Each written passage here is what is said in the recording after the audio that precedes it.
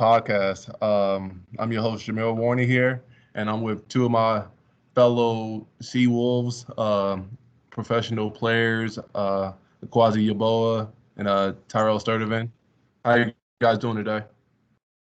Doing good. Thank you for having me on your podcast. Yeah, I'm straight for sure. Yeah, I couldn't wait to get on this joint for real. Yeah, now it's been a long time in the making, man. We've been talking about this shit for a couple weeks now. Since I was back at the crib, and look at me now on my last day of quarantine, and we finally got this shit set up. Yeah. Where are you guys at right now?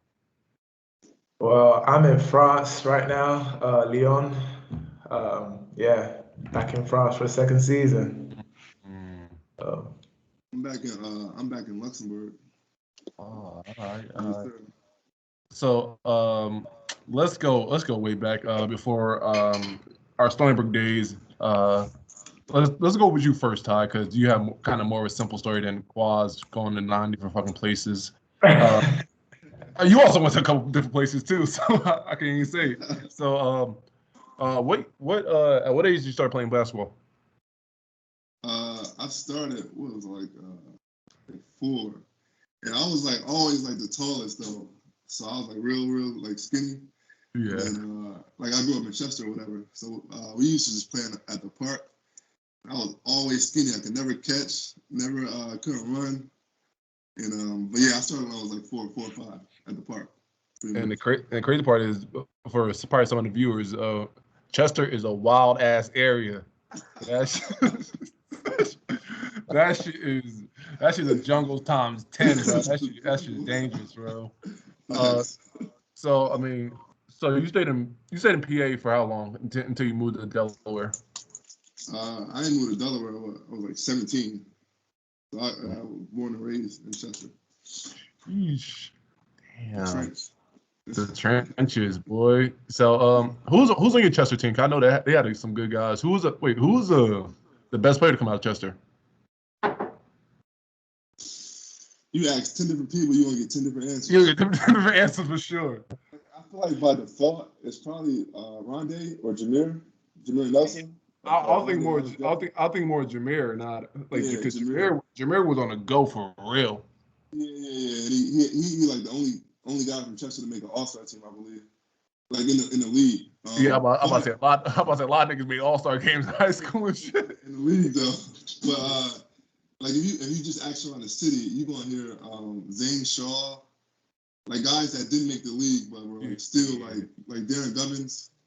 You're gonna hear like a lot of different answers, but I think by default it's probably one of the league guys. Yeah, that's the same, man. And like in Jersey and probably in London or wherever the fuck Quaz is from, niggas, you ask 10 different niggas, you'll get 10 different answers. You'll get one of the OGs who be like, yo, this nigga. Then you get a nigga from North who be like, yo, this is my man's over here on the block who's out here giving niggas a work. Like, so that's the funny part about all that like subjective shit. So, Quaz, how did you start playing basketball and at what age?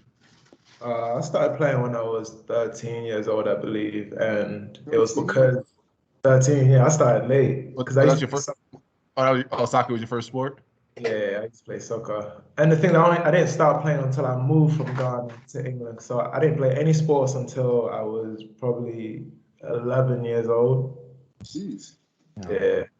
So then started playing soccer, and then because I had an older brother, and he was always tall, so he started playing basketball. And then that's how I got into it. So just started following him to practices, and then just developed it from there, really. Yeah, that's crazy because you start off at at late age, like 13 is a crazy age, and you're not like that type of physique that be like a 7'1" nigga who just got motors crazy, like to see how your game over the years, like you're a skillful player and all that shit. That should take time, bro. Yeah, that's crazy. It took a lot of hard work, a lot of disappointments, but I stuck with it, and I had good people in my corner who helped me get to how far I've got. So yeah, so you also have an interesting story with your recruitment to Stony Brook with Pike. So you got to tell niggas about that shit, man. Yeah, that was crazy. So I think so. My last year of high school in London, I didn't really have any. I didn't have any Division One offers. I only had Division Two offers. I mean, In one Division Two offer in the States? in the States. Yeah. And the rest were JUCOs. So like I was stressing. Like I didn't have nothing, you know. But we played in a semi-professional league. So the second league in England. Yeah. Oh, you was playing in that? Yeah, we played in that. Yeah, I played in that. Oh, that's what's up. Like with what's our boy Danny? Like Yeah, that nigga. that's Yeah, the funny shit. yeah. That's he's the one that actually put me on, basically. I didn't put that together. Wait, so Quad, so you telling me you was getting paid? Nah, chill. Yo, niggas out here getting paid. Trying to get me, boy. I had to wire him real quick. Damn, I thought I got one, man. So Nah, I was playing through the school academy just to clarify things. But yeah, so whenever we play him, so that like Danny Carr, you mentioned, he played in that league and he played at Stony Brook. So whenever we played his team, the Reading Rockets, like I would always kill him and I'd have a good game. Damn. Yeah, bro.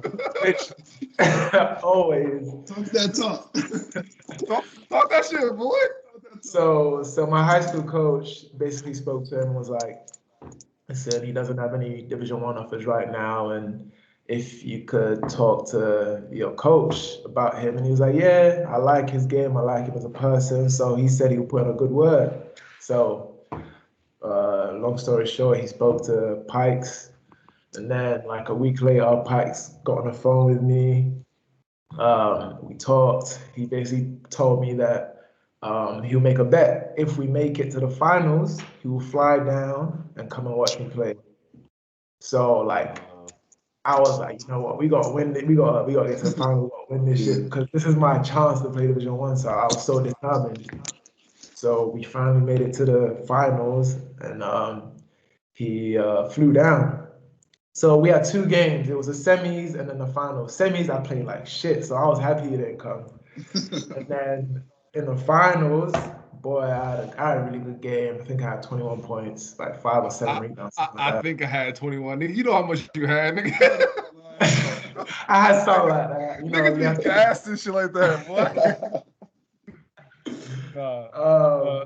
Nah, it's funny because yeah, keep going. And then literally right after the game, he offered me a scholarship, and I was like, yo, I'm definitely. I signed that shit straight away. No hesitation. Signed that shit straight away. Bro, it's funny about that shit because you committed. Did you commit in the summertime? Yeah, so I didn't even have a proper visit, bro. Yeah, nah. So this nigga did a visit, bro. We had Cheesecake Factory, bro. Was it my junior go to my senior year, bro. So it was me, Pikes, you, your mom's, but Chap there? Chap was definitely there, yeah. Chap was there too. Bro, I'll tell you, I was saying shit to this nigga, bro. I was there like, wait, why isn't this guy talking? Does he hate me or something? I was just so confused, bro. Nigga, I was starving. I was trying to get that free meal, boy. Nigga was like, yo, we got a recruit coming in, boys. Named Akwasi, man. You got to talk to him. Nah, he thought I was a weird European guy. I thought he was some weird. I thought he was a weird bull. I'm like, yo, this nigga got an accent too. Who the fuck is this nigga, bro? That's crazy though, cause you went to dinner with him one night. I went to dinner with him the other night. Yeah. But I had both of y'all on my visits. Yo, that's wild. We went to the bench. Did we? We went to the bench, bro. No, we ate at the bench, right? To the bench, yeah. Oh, nigga talking about the night out. Bro, we ate at the bench. Nigga, no. The bench was good as hell, boy. But the cheesecake that shit had, I was like, yo, man, what am I doing here, bro? This nigga's a weirdo, bro. You didn't even know me, bro. You didn't even speak to me. No, I'm judging the book by the cover, bro. What the fuck this, bro? That was your mistake. And plus, Todd, we had all our dogs coming back from the next year to my senior year. So I'm like, yo, we don't need nobody else. So I guess that was the case anyway, because I ended up red shirt and shit. Nigga put that red shirt on you, my boy. Speaking of red shirt, man. So Ty, your story also interesting too, because you commit. Who was your top three?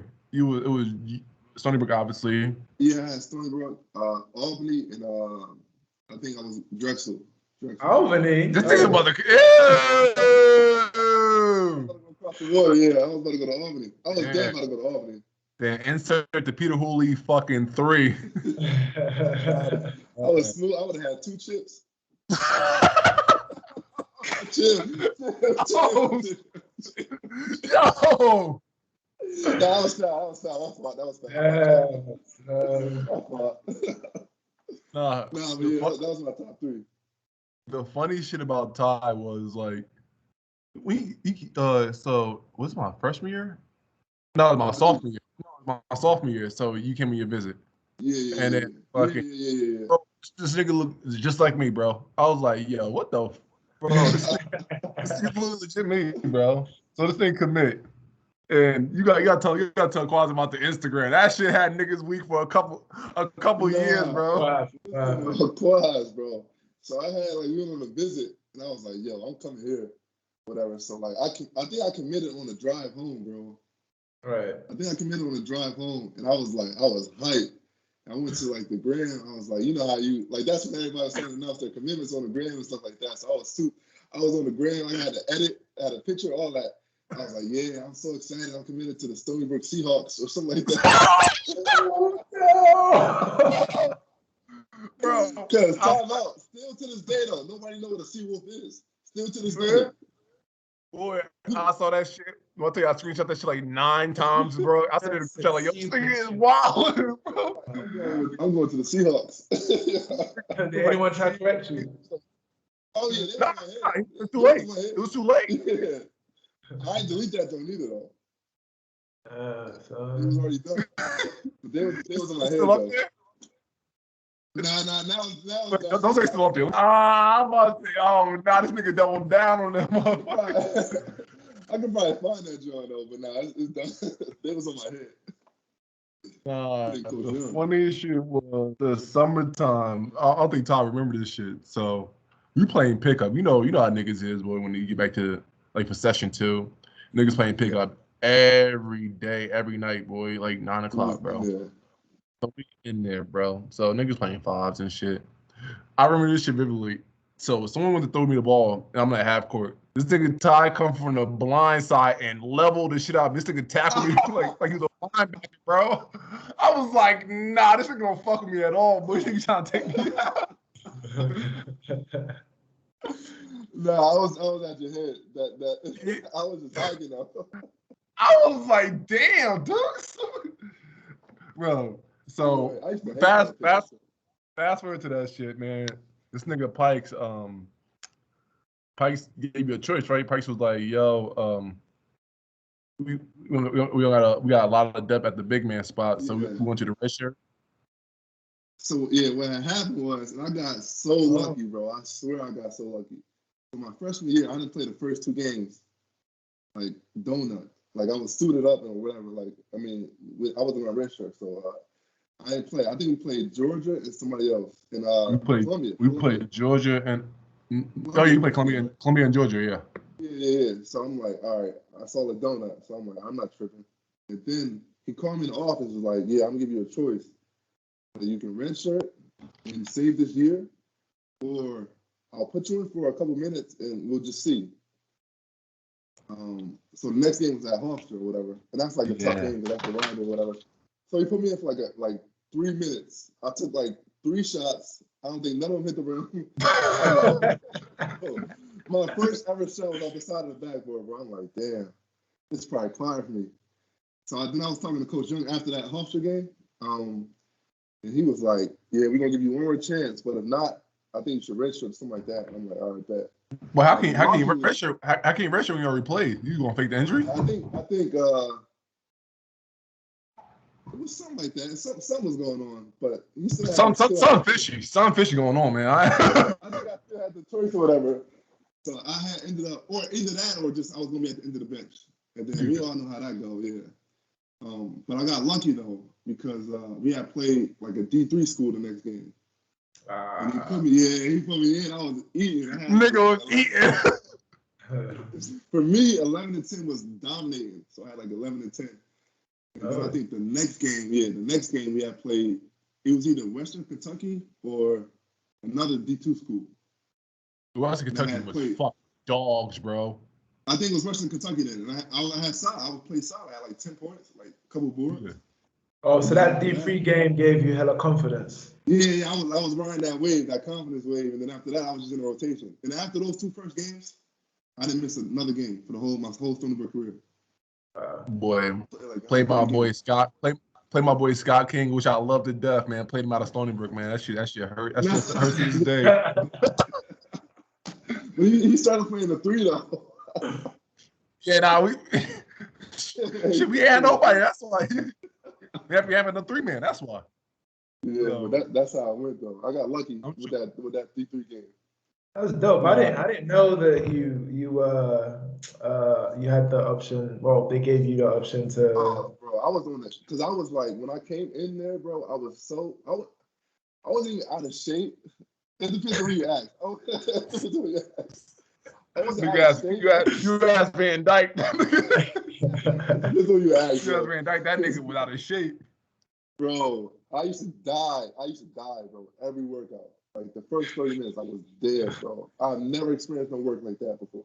So I was dead. I couldn't even like hoop because I was so tired every time. Really? Bro, not so tired, bro. The funniest story, not funniest story. It's funny as the years go by, but we play Cincinnati. Bro, we getting fucked up, bro, off rip too.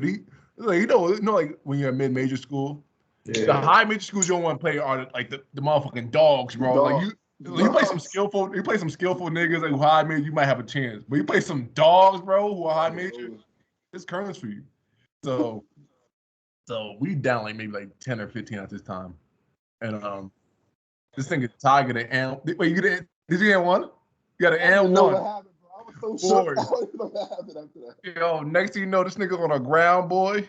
He's trying to stand up.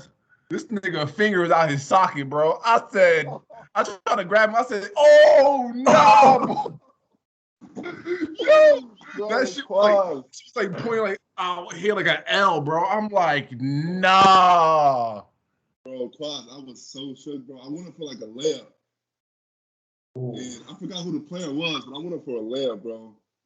And like I watched the video, bro. He wasn't trying to block that, Joe. He was trying to kill this nigga, bro. He knocked me out the air. I'm like, all right, I'm about to shoot 2 free throws or whatever. Cause I didn't feel it, bro. You can still kind of see it. I'm not trying to give you the finger now, but you can still see like my I'm not trying to give you the finger. Yeah, why are you flipping off the viewers for? I was about to screech. I was about to be a thumbnail, boy. That shit had me.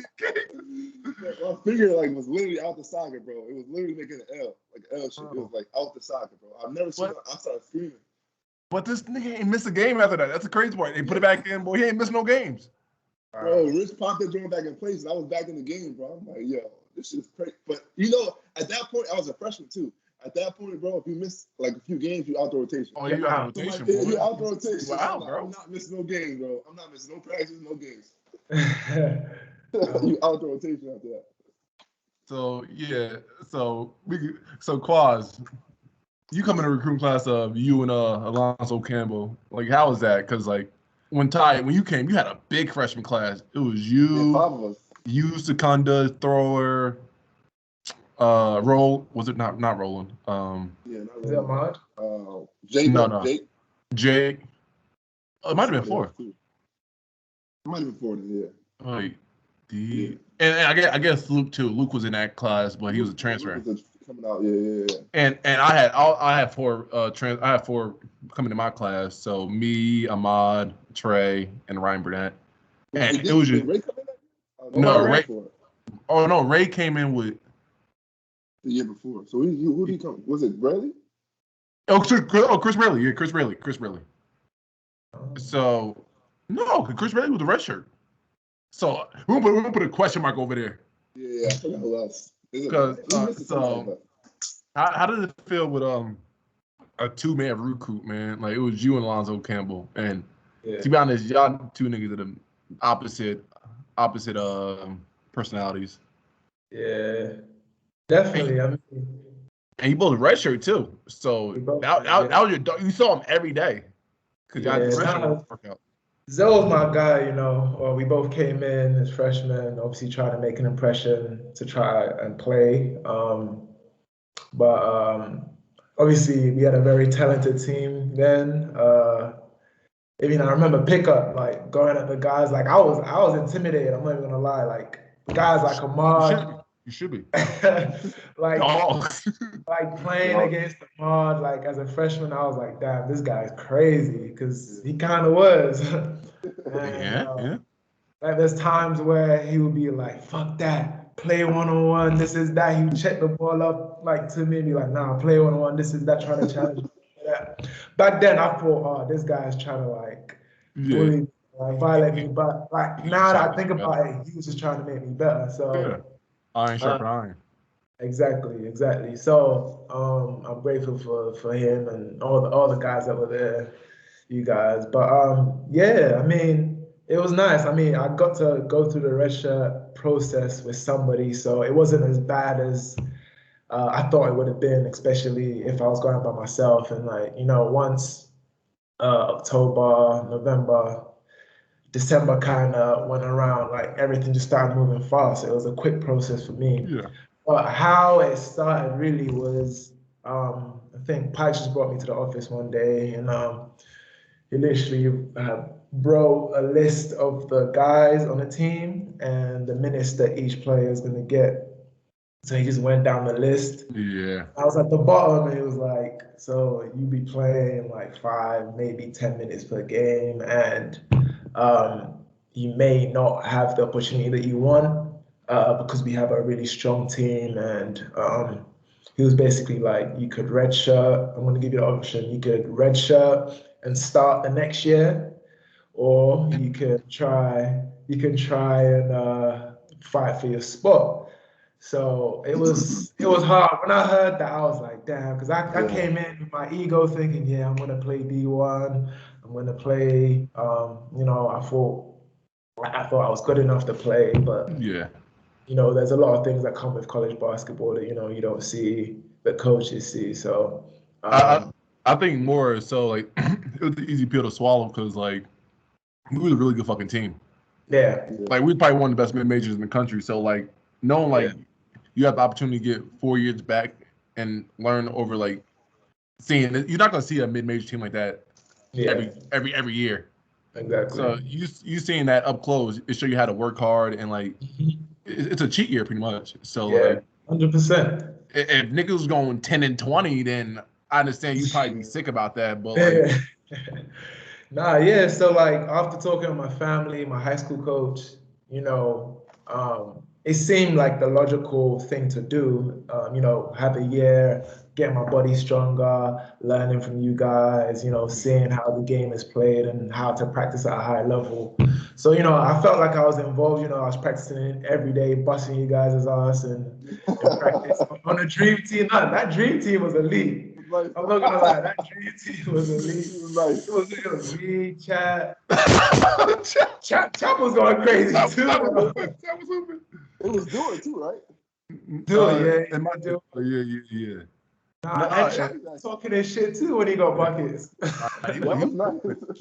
I think also an easy pill to swallow was we was nice to you fucking guys, man. Like y'all was young as shit, and we weren't like assholes. We wasn't like, yo, do this, freshman, do this. And I remember one time where I think my senior year, I invited you and Alonzo over for Thanksgiving dinner. That was dope. That was my first Thanksgiving. I have nowhere to go. I really appreciate that one. Because otherwise we would have been on campus starving. Even though we had the meal points, and that shit runs out. Boy, 1 year, bro, my meal points ran out. And guess what? I was surviving. That's every year, nigga. That's every year for me. I was in that motherfucker broke. You was at the Gatorade bars, right? Bro, I was surviving on the bars and the milkshakes, bro. For like 3 days, and then Rich was like, "Oh no, I feel bad for this dude. Went and did grocery shopping for me, and like I had food for the rest of the semester." Boy, niggas hustle be weak, bro. You gotta find a way, yo. Can't help you out, my boy. You gotta learn how to eat, bro. You gotta sell a drink, bro. You gotta sell a drink to these Jones. Be like, yo. I get to the crib. Nah, I ain't have it like that back then. But yeah, like Zoe, but then I was talking to Zoe as well, and then he told me that they basically told him the same thing, and he was gonna redshirt. So that kind of reassured me that I can at least have somebody to go through this with, and yeah, the rest was history, man. Until Van Dyke put you in that hell week, boy. That Van Dyke hell year, boy. So let's talk about that senior year, my senior year, Ty year, sophomore year, and quasi redshirt freshman year. Did niggas know like that shit's gonna be special, bro? Off rip? Oh yeah, off rip. I think you and me did 2 summer sessions. Yeah, we did sign language, bro. I was going crazy in the summer. Every day, bro. And we had sign language, so we had to live by ourselves with Van Dyke just looking at us. So it's not like, yo, 1, 3, 8, I'm done, bro. I remember one time, Van Dyke had us. It was me and Ty next to each other too, not like alternate, neither right next to each other, and Van Dyke right in the middle, and we doing single leg. Like central, like you go down slow, bro. That was the worst 3 sets of my life, bro. I'm like, yo, this nigga trying to kill us, bro. Bro, and we wasn't Quas. We wasn't living with the team because we had sign language, so we was the us. Bro. It's just us 2, bro. Bro, I'm like, yo, this nigga got us out here wilding, and then we do all that, and then we go overseas. And Quas, you and Zoe also played in that stuff too, so you got to see up close what a pro look like. Yeah. Buckets, Quas. Yeah,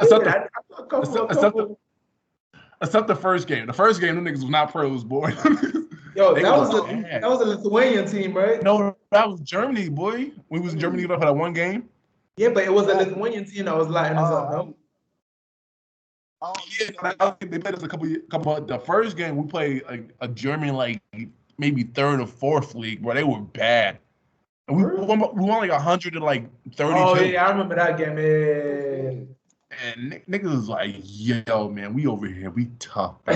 And we played some other real team. Quick. We played some other team, and he was like, yo, we out here dominate. And then Pikes had us either the Leaning Tower of Pisa, bro.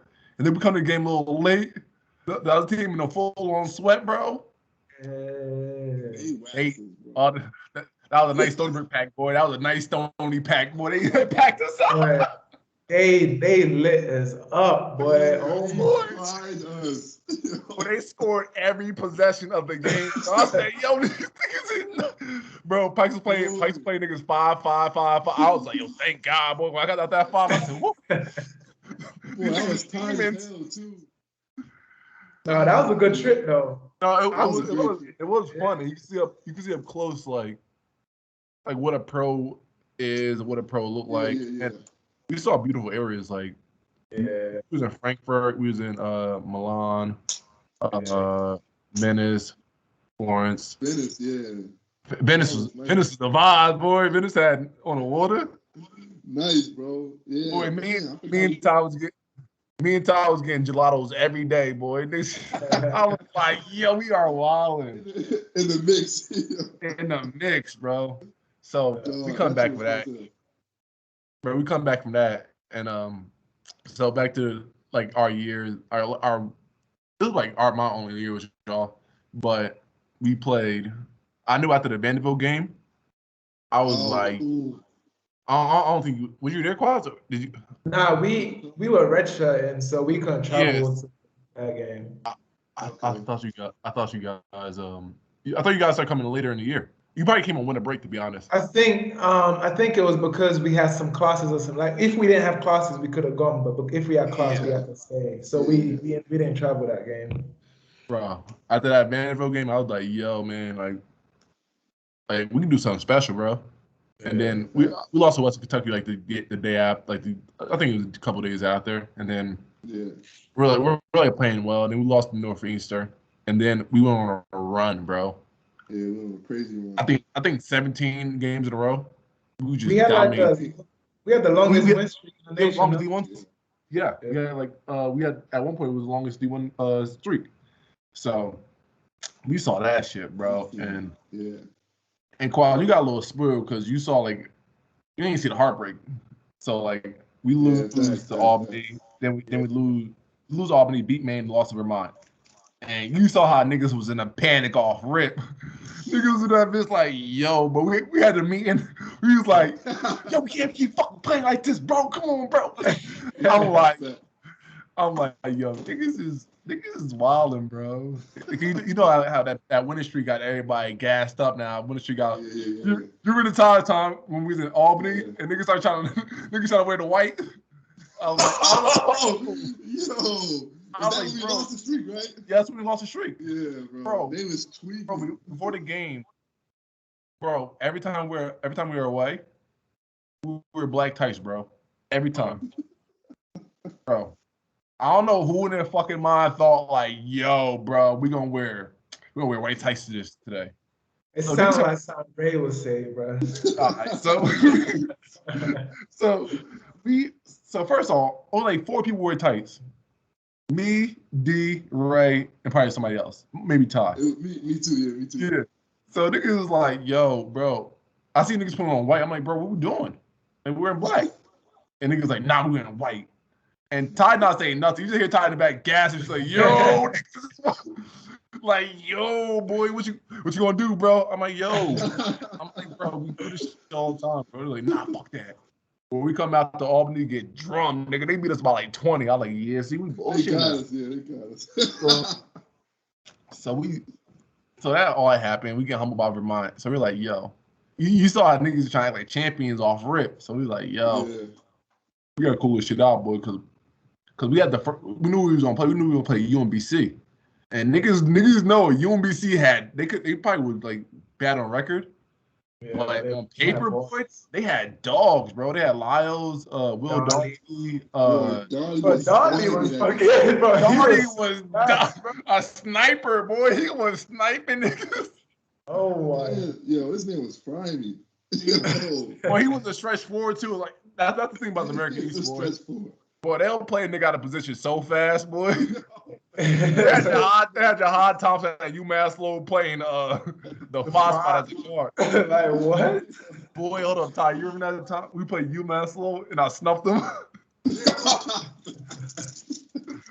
Yo, I forgot what y'all was beefing about, bro. Boy, I don't know why you always had smoke with me. So this is one time we're getting off track, but bro, I'm running back. This nigga's like, I was like, all right, bro, stop playing with me. And I was a little off my rockers my senior year, too. I was a little crazy. So, bro, I go back and just slap this shit out of him, boy, in the middle of the play.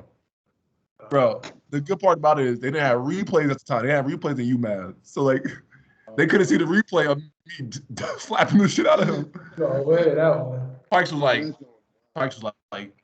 look, they don't have a film right now. They don't have a camera. Well, you've been out. Love you, Dip. I'm like, what the fuck are you talking about? So yeah, go back to that first round game, boy.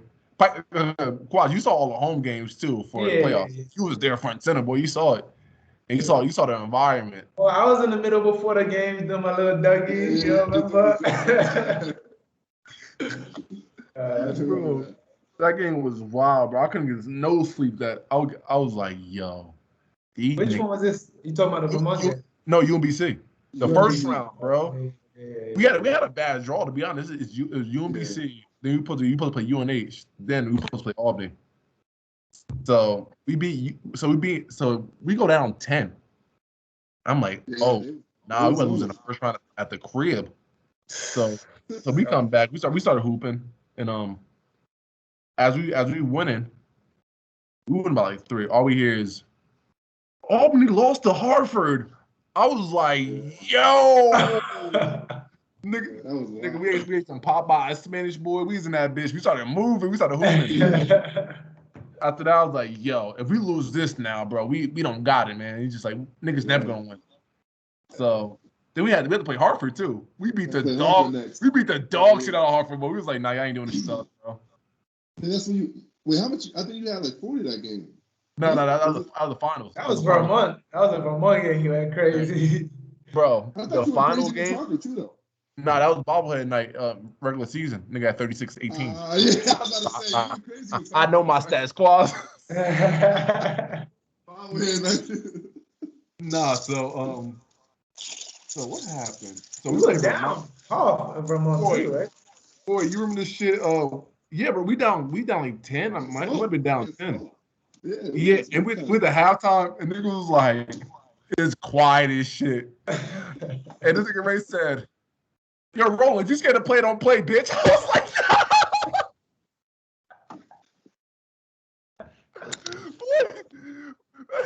boy, niggas said, "Yo, you don't want to play, don't play, bro." Niggas like, something like, "What the fuck?" Wait, was Roland start? Who started it? Who started? I forgot. Ahmad was starting. Ahmad was starting at the time because Ahmad back. But Roland came back. Roland came back. Roland came in for like the 2 minutes and was wild. Yeah. That's when like he tackled that tall nigga. I forgot what his name was, but he tackled him, and it was like flagrant. So they had 2, and then they scored another one. So we down 7. Yeah. So then the second half they just keep kicking our ass. We down 15. And Ty, how'd you feel about that, boy? You was like, yo, it's clips. I thought it was quiet. I ain't gonna hold you because they was a good ass team. Like together, they had like Dre Wills and Dre Wills were clamping. Man, like going Lucas full court the whole. They're always solid. Like always solid. And they had O'Day. O'Day used to give me work, boy. Ty used to gas that shit every day. Yo, O'Day be giving you 20. Class. O'Day, I don't know. He must have saw food, bro. He had his best game every time. You know, it's always that one player that had their best game against you. Well, O'Day was out here and short cornering me to death, boy. Cash. Boy, yo, you remember I think my junior year, freshman year, we was up like 10-15 and it came back and won. Oh. At the crib. At the crib, bro. Wait, was that senior night? No. It was our junior night too. It was my junior. So it was your freshman year. This when we all fucked up, boy. But I think we just lost to UNH. We got beat by like 30. So Pikes had to sit there. Pikes had to sit there. Like, yo, we gotta play hard. And we was up like 10-15 against Vermont. And they might have been number 1 or number 2 in this. Yeah, I remember the conference at the time. Boy, we was up 20, but they came back and won that. I was like, yo. And they had like 20 in the second half, boy. Just all short corner jump shot. Pow. I'm like, damn. So fast forward. O'Day cooking, bro. Cam Ward lefty hitting everything. He was nice too. Oh, he was a 6 man of the year, right? 6 man of the year. Nice. He might have been 6 man of the year the year after. I don't think we did 6 man. They had the other boy too though. The lefty, the big. Yeah, Payne. Yeah. Boy, and they had Ernie Duncan, boy, who be cashing shit. Oh, shit. They was stacked. They was really stacked. I mean, they ran through the American East the year after, so like you already knew it was gonna come. They ran through that. Damn. So yeah, so we down 15, bro. I'm like, bro, at the crib. What flipped the switch for you? Because I don't know what happened. The second half, you was on some shit, boy. Nah, no funny shit. The refs was holding them. There was some plays I was like, I watch some of it sometimes. I might watch the second half like one time a year. But watch some of like the plays, boy. Obviously, we just played harder than them in like the last 15 minutes. Like they couldn't score. Yeah. And like it looked like they were just holding on for dear life. They were holding on for dear life, and they got hurt too. Yo, they got hurt, and like their principal just ran out they weren't like fighting no more. They were just letting me do what I had to do, and like at that conference you couldn't just play me 1-on-1. So it was getting bad for niggas. So so and the environment, Quad. I'm gonna ask you about that because like I was playing, obviously Tyler was playing, but you was experiencing like the whole environment just there, boy. And how is that? How was that? It was so loud and like it was just jumping, bro. Like you could tell the crowd was into it. Boy, me and Zoe was on the end.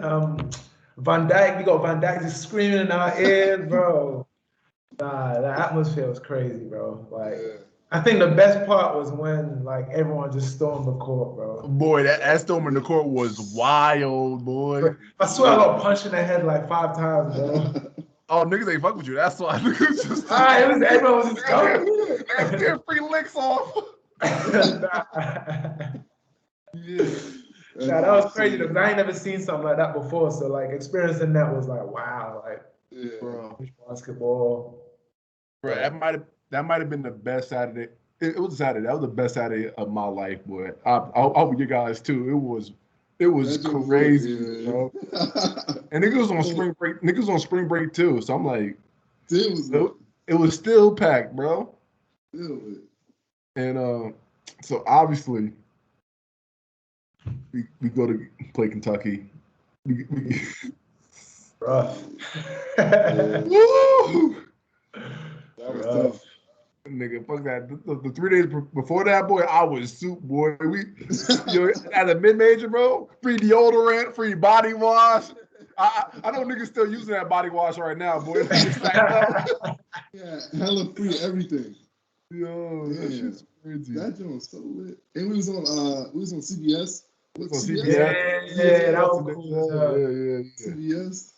We felt they treated us like kings, boy. Good. Yeah. We had like the buses. It took us to the city. Yeah, we had a PJ too. Low key, we had a PJ. Oh, we had the PJ. Nah, hold on. Yeah, you remember we had the PJ, boy. We landed at the same time as Kentucky, and they had us on the plane for like 25 minutes after that. So everybody got off. I said, damn. Yeah, that whole experience was so lit. And we had the primetime game too, 9:40. 9:40, boy. 9:40. And they was like, yo, that's maybe upset alert, bro. Upset alert. They kept talking about that. They gapped, boy. And like, because I always say like, that's the one team we couldn't play. Like, we didn't have Secondo, who like are pretty much our only shooter. Yeah. So they would just pack their paint and they was just beating, they was just punching shit. I think they have the NCAA record for block shots for that game. Really? I think so. It was just punching shit. That team was also very good though. Yeah, they embarrassed me, boy. Because I remember after the game, I was on a podium, and I was like, yo, man, like this is a really good team, probably one of the best teams in the country. Like they're going to the Final Four. And 2 days later, they lost to fucking Indiana. I'm like, bro, what the? I'm like, oh hell. I'm like, y'all so. On paper though, it was super good. Yeah. I was just amazed at how like the length they had and how the bigs can really run up and down. Yeah. That wasn't one of their best teams. They just. And that's the crazy part though. Still stacked though. Still stacked. NBA player. Yeah. So speaking of 2 days after that, everybody know where were you when you saw that Pikes was leaving? Boy, I saw that joint on Twitter. me too. I'm over there eating cereal with Haywood. I'm like, yo. I go on Twitter. I'm looking. I'm following Jeff Goodman. So I'm following. I'm like, yeah. And I see Steve Pike will leave for Rutgers. I'm like, damn. I'm like, yo, what? I didn't believe it at first, bro. I did not believe that shit. Boy, nah, that joint was crazy though. I saw that joint on Twitter, and then was you at home? Yeah, because I think right? after Kentucky game, we got back to Stony Brook. We got to Stony Brook on that Friday, and I went back to the crib like the day after, like an hour after. Yeah. And then I remember he called us in for the meeting. Yeah. And then he was crying, like, yeah. Oh my goodness. Ahmad and Roland was shitty. Yeah, but I think a lot of people understood, like that's also like the immaturity and like us at the time. Like obviously me, I was graduating, so I didn't really care. But you guys had a couple years left, and like, but I think as we got older, you guys understood like why he did it. Of course. And I like if I was in that position, I would do the same thing. I would do the same thing. Exactly. Well, I'm not calling y'all. The fuck? Like, hey, huh? Yeah, I ain't gonna lie though. I was hoping he would have taken me with him to Rutgers though. Everybody was, but he was taking the whole squad too, boy. I was like, yo, I might get a job, boy. No, remember, like he bought everybody was coming in, like, yeah, so I'm going out too. Yeah. Day by day. Day by day. He like, damn, you too, boy? Damn, you too? Bro, at one point, we're like, yo, we was running a muck, like a 2 week span. We had no one. Yeah. Nobody, like literally nobody, bro. I mean, obviously, you guys saw what happened when we let the jungle loose, boy. It was bad. So, how do you guys feel when the hiring of Bulls when Bulls got the job? When I first saw it, like I didn't know who it was, obviously, and then but after getting to talk to first of all, Quaz, did you think about transferring after? Or hell nah. I had in my mind I was gonna play all 4 years at Stony Brook, graduate, do my thing there.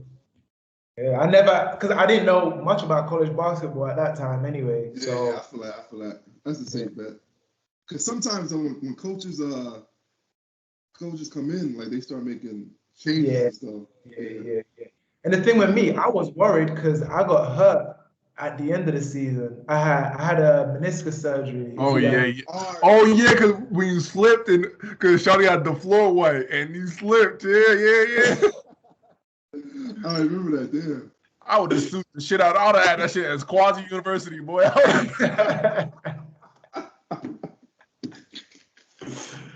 Oh man. Say Quasi University. So I was shook, but I thought like maybe they might get rid of me because of that, but they didn't. Yeah, carry on, Tom. Yeah, I mean, after getting to talk with Bowles, man, he's like real, like I guess down to earth. He's like I don't know. He's like him and Piker are like different, but like I don't know how to explain it. But Bowles like real like down to earth. Like you can just go up and talk to him, or he'll start a conversation with you, and y'all just be talking. So like after getting to know him a little bit, he was cool. And the thing that I really liked about Bowles and like Gino and all those guys, they really let me like expand my game. For sure. So I mean that's always a plus because I was gonna be back to the basket forever if it wasn't for them telling me to like start shooting. So I mean, all in all, it was solid, I guess. For me, obviously I didn't really know who he was. But then when people were starting to say, "Oh yeah, he was an associate head coach at Ohio State," I was like, "Oh, so he must be really good." Blah blah blah. Yeah. So we had a meeting with him. He was kind of goofy, so I was like, I didn't know what to expect. So I was like, started filling them out, and then obviously I had to talk to them about my injury and stuff like that. And they were really cool about it. So I was like, all right, cool. I could work with this. I just have to prove myself.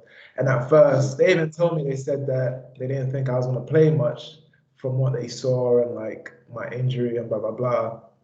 But I was able to prove them wrong. And obviously, they gave me a lot of confidence at an early stage, coming in as a redshirt freshman. They put a lot of responsibility on me. So it was I liked him as a coach because, like Ty said, he let me play. The ultimate player coach. Oh, exactly. Like he honestly, like I felt like I got so much better as a player. Yeah. I stopped because he just let me hoop and like. He just let you play. Yeah.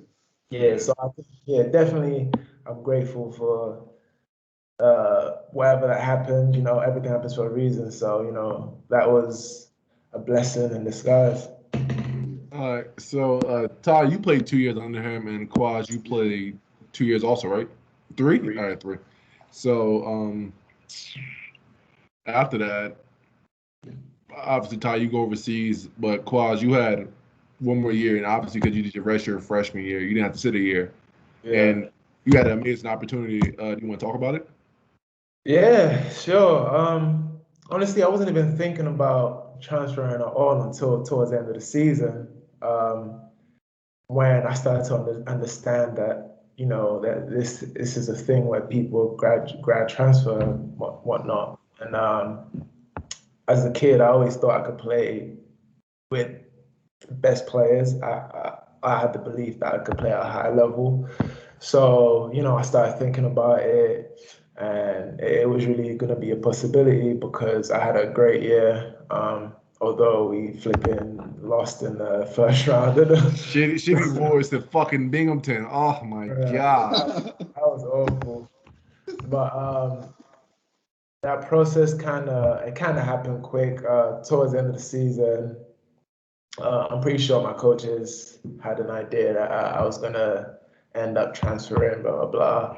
So we had a couple meetings, and then I made it clear that I feel like I owe it to myself to explore my options and see what's out there.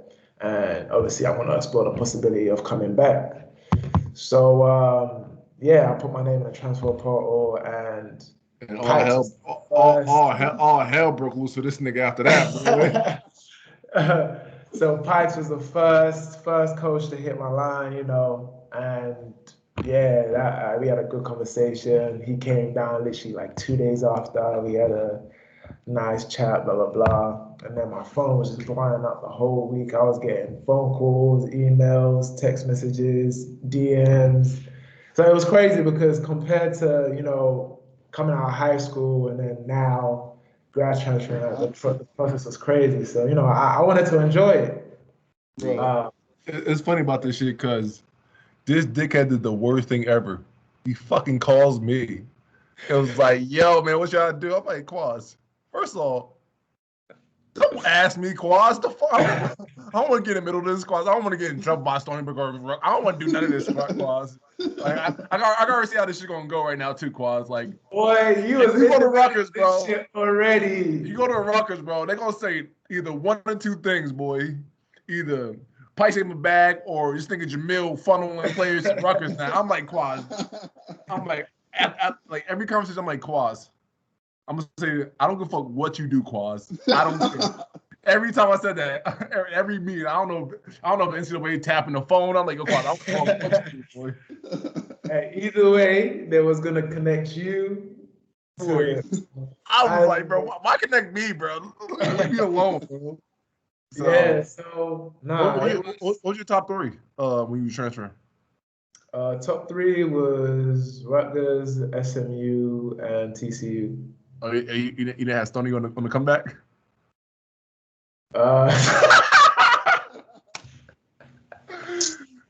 Man, my man playing outside of Pelican Bay. Bro, the thing is, the reason why is because certain situations happened that made me, I was completely done with that after that. That's shooting at Ward Melville. Huh? Had to shoot on basketball at Ward Melville. You couldn't get in the gym. Right. And it's like when you've been loyal to a program and you get treated in a certain way, I feel like it's just, it's not acceptable, and I just didn't feel like I was wanted. And I mean, I don't know if I wasn't wanted or like they was just trying to find a way to, have me come back. But it was just the way the whole situation was handled was very unprofessional, and I kind of felt disrespected. So I was done with that whole situation, which is a shame because I have a lot of love for Stony Brook and, what we did there as a team and the things that I was able to accomplish. So anyways, I always had my sights set on a bigger challenge, and, at the end of the day, I ended up going with Pikel because, he's a great guy. I mean, till this day, he still communicates with my family. Me, even Coach Young, BD, the whole coaching staff. It's like a family thing with them. So, ultimately I knew what I was going to get from Pikes, and Pikes knew what he was getting from me. So it was a perfect fit, going in to Rutgers. And I think something happened too to kind of, I think, seal your decision was the transfer of Eugene, and then they put you at that fourth spot, and then. Yeah. Kind of letting you be who you are. I think were you a 3 in Stony Brook or were you a 4? So Stony Brook, I played 4 my whole career. Yeah, but I think Pike's 4 was way different from like Bowles 4 because you shot the ball. You played more of a stretch 4 at Rutgers. You shot the shit out the ball. The crazy thing is, at Rutgers, I started off playing the 4, and then they moved me to the 3 once conference play started. Yeah. So I played Who the 4 then? Ron. Oh, 3-4. I mean, it's pretty much point guard, Pretty 3 much the wings, same and a thing. thing. Yeah. The 3 and the 4 was damn near the same thing, but during the non-conference, I came off the bench, and I'll come in for Ron pretty much.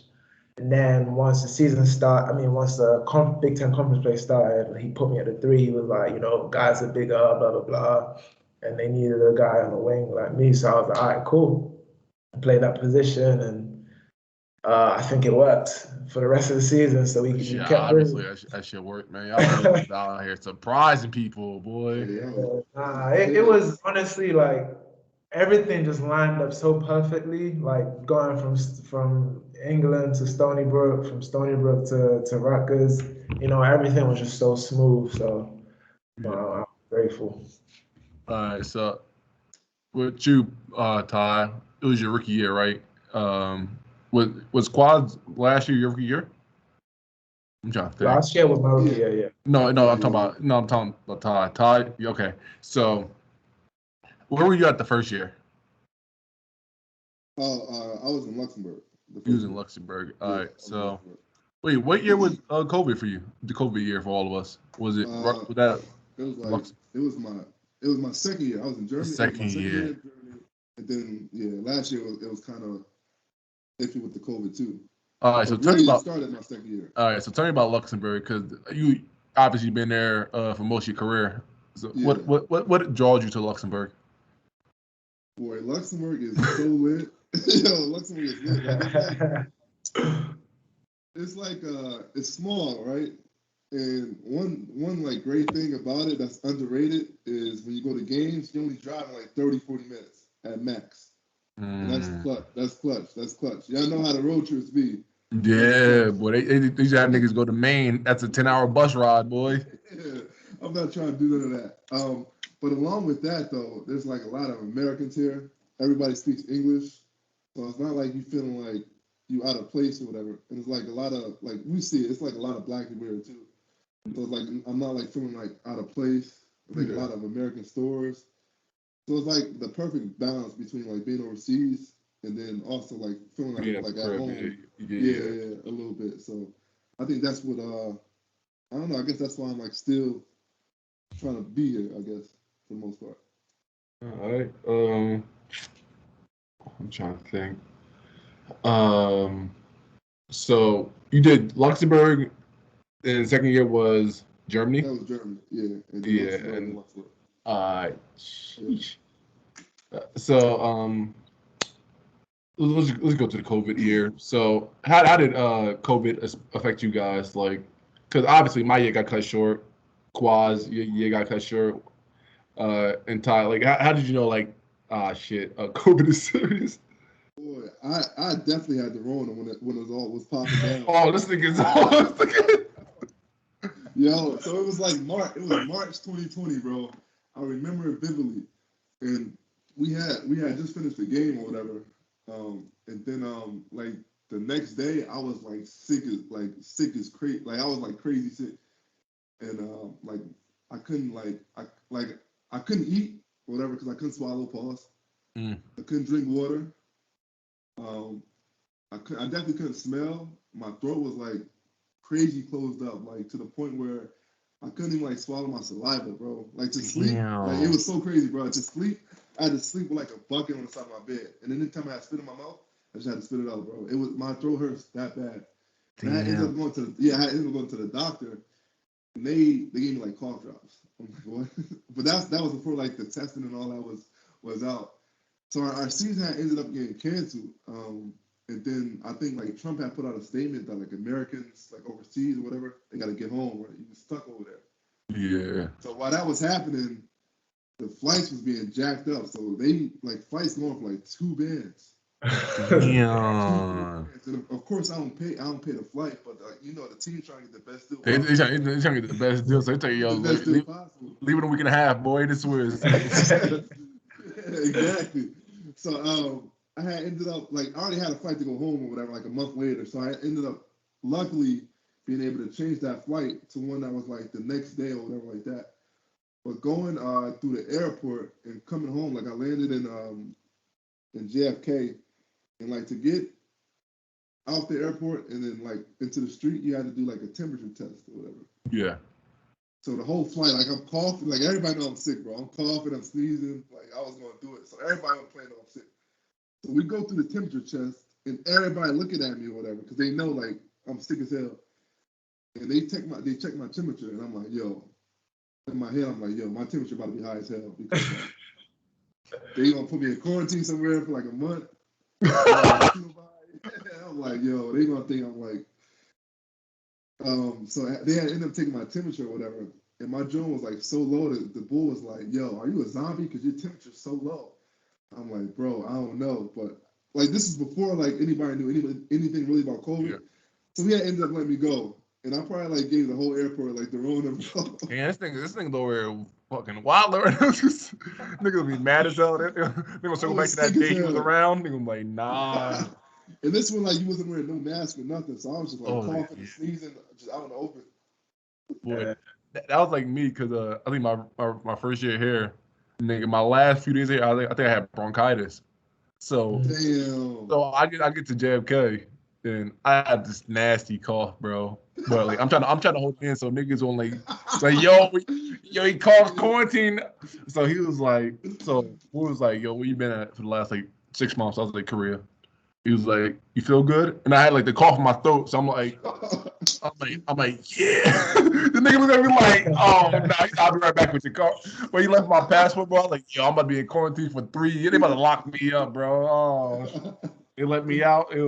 I ran outside. I was like, bro, they ain't catching me. So obviously they shut the world down for like 2.5 months, and they shut down gyms. They were taking rims off the outside hoops, boy. They were doing all that shit. Boy. So then, Quaz, you and me in the summertime, we started working with our boy Joe when it was safe again, obviously. Yeah. How did he help your game to get to your next level as being a pro? Man, it was really good. I mean, I was grateful that you could pick me up or you could go to the workouts. But nah, Joe definitely got me right. There was a point where I mean, I could dribble, but not like how I could dribble now. That nigga cannot dribble. Well, here we go. I just got my confidence up, creating for myself, making moves to the basket and stuff like that. So I felt like I got really confident dribbling the ball. I think that was the biggest improvement, just being able to create for myself. And that was a big key that I wanted to focus on, going into my rookie year as a professional. Being around pros obviously makes you better because after each session we'll play 3-on-3, and then he also had certain runs. So Joe definitely, the details, the attention to details, and the stuff that we worked on really was specific, and I felt like kind of got me to a point where I felt confident in my game and the ability to play on the wing, because at this point I was really transitioning from a tweener to like a legit three man. So I think it was really good for my overall game and my improvement, for sure. Yeah, I remember. I remember. Like Joe has this like special ability to like. Obviously, he's one of our boys. We're really close with him, but he has the habit of. I mean, he has this special talent of like being real with you. Like he'll say it to me, he'll say it to you, he'll say it to many other guys. Like he's comfortable with himself to like tell you when you're fucking up. And you see some of these trainers on Instagram, they're like, yeah. You like, bro, like I'm not getting better, bro. I'm fucking losing the ball off my foot right now. It's like this is not working.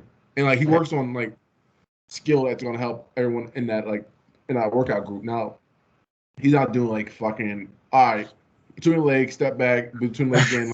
Like he's doing shit that's gonna work in the game, and like people respect that shit. So I think he's gonna be probably one of the biggest like trainers soon. It's just when the time comes. So it's just gonna be crazy.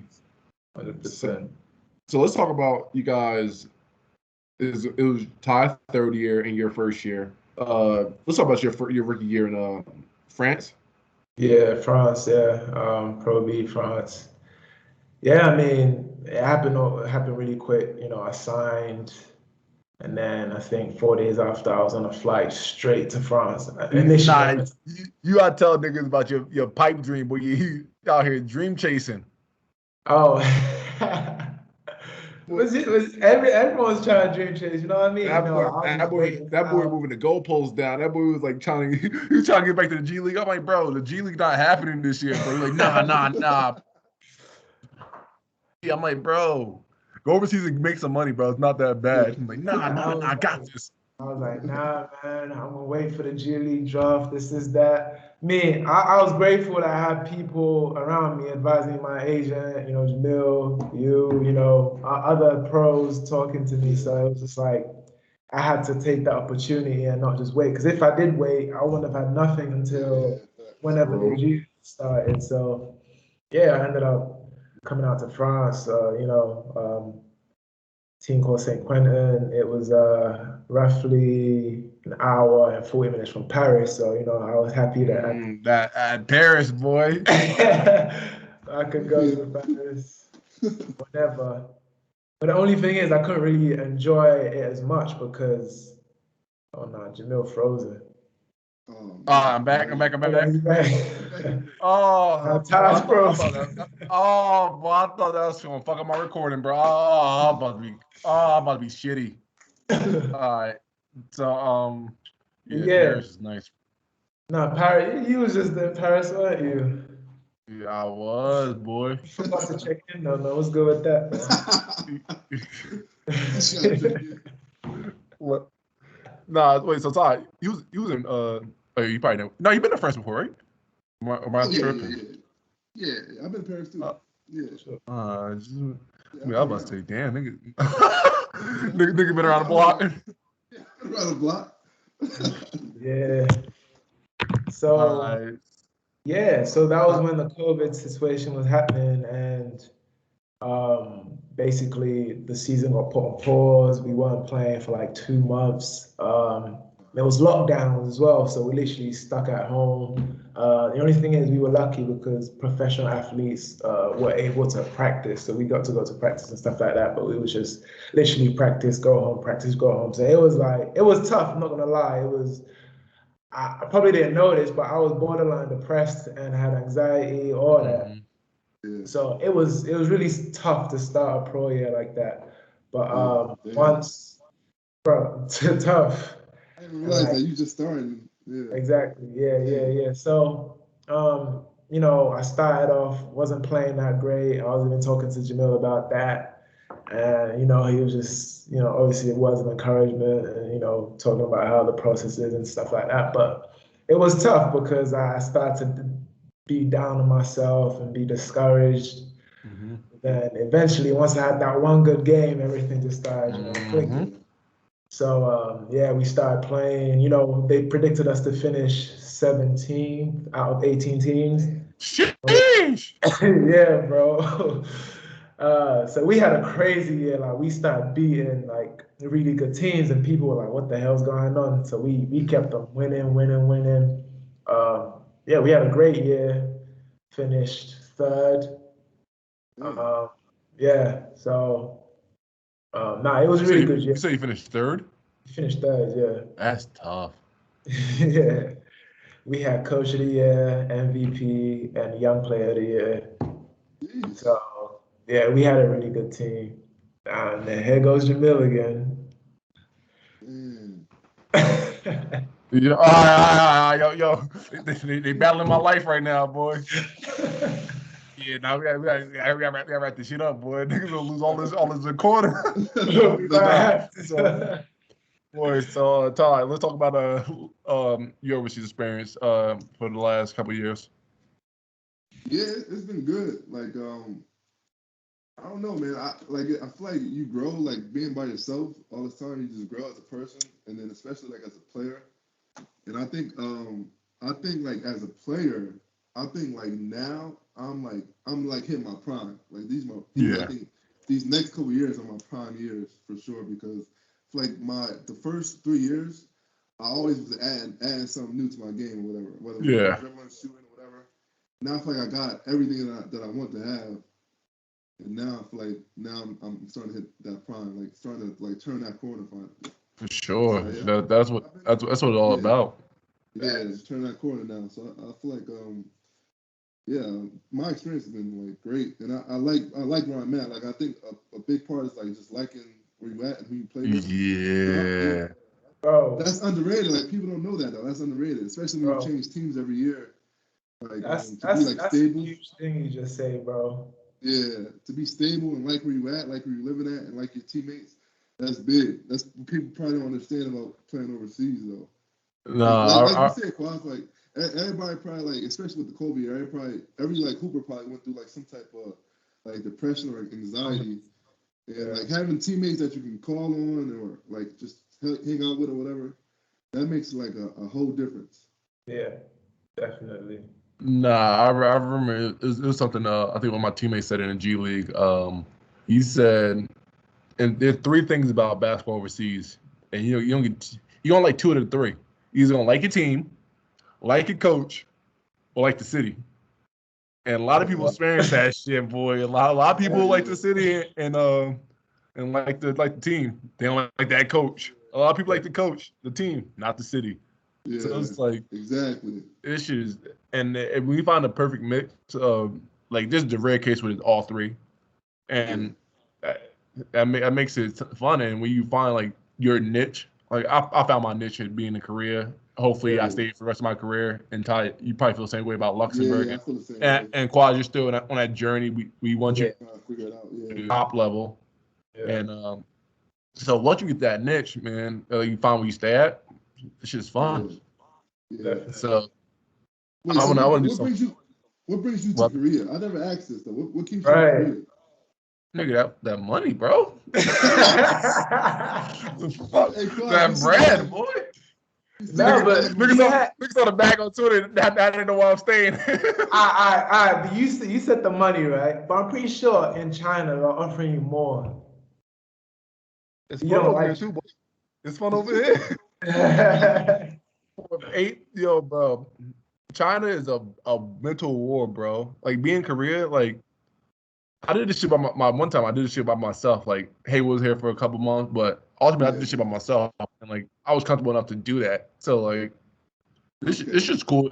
And plus, as you get older, I think overseas, America's kind of boring for like over the summertime. It's good for like the first like month and a half, 2 months. And you're like, I'm gonna get back to the crib. I'm gonna go back to making some money. I feel the same way. Yeah. That's what it is, and that's just how overseas is. Like, that's just your body and your mental just get adjusted to that shit. So I mean, yeah. Wait, so the time difference though? Oh damn. He going again. He gonna pull back up for us. All right. Yeah, but his time difference is from the States. I think his time difference is like 12 hours. Huh? I think so. Nah, I think it's seven. It's 7, bro. From the States? Oh wait, I might have been thinking of it. Oh, it might be 12. You're right. all right, we still here. Oh, yo. So your time difference from the States. How big is it? 13, 13 and yeah. Sometimes with daylight savings, my shit turned to 14. That's right. Yeah, yo, how you deal with that though? Like when you go to like, because I feel like 7 hours is hard for me. It's tough, obviously, because I'm engaged and shit. I gotta talk to my fiance, but shit, you get used to it, kind of. I mean, you never really get used to it. You just gotta say Figure it out. Yeah. You gotta figure it out. I just can't not make all this money because it's a 14-hour or 13-hour time difference. Like I'm a grown ass man. I feel that. Yeah, I feel that. So I mean, I got 2 more questions for you guys. The first question is, what ass whooping in basketball do you remember? Like who gave you that work? Boy, I know off rip. Jahad Thomas used to give me the work, bro. Every time we played this, bro, I kind of got benched because of him. Because this man would give me the work every time. That's what it was. This man was a point guard. Well, he was a point guard as a 5-man. Yeah. Yeah, so I'm like, I'm having to guard this man on the wing. And then he was strong as hell, so like he going downhill was over. This man, yeah, he used to give me like people be asking me who was the best player I played against in college, and it would be you. But I mean, we played on the same team. Yeah. So I think other than that, it was him. Yeah, no cap. And that's no cap. He was really good. Quaz. That's a good question because I think, like when I was at Stony, I think when we played a non-conference schedule, Miles Bridges, boy, he was effing me up. Boy, like had 5 dunks against us, bro. Yeah, you was. I was at him too, though. I was definitely at him as well, but he definitely did kick our ass as well. You got the best of that battle. Yeah, I mean they ended up winning. Yeah, I forgot. Let me see. It's 2 I remember.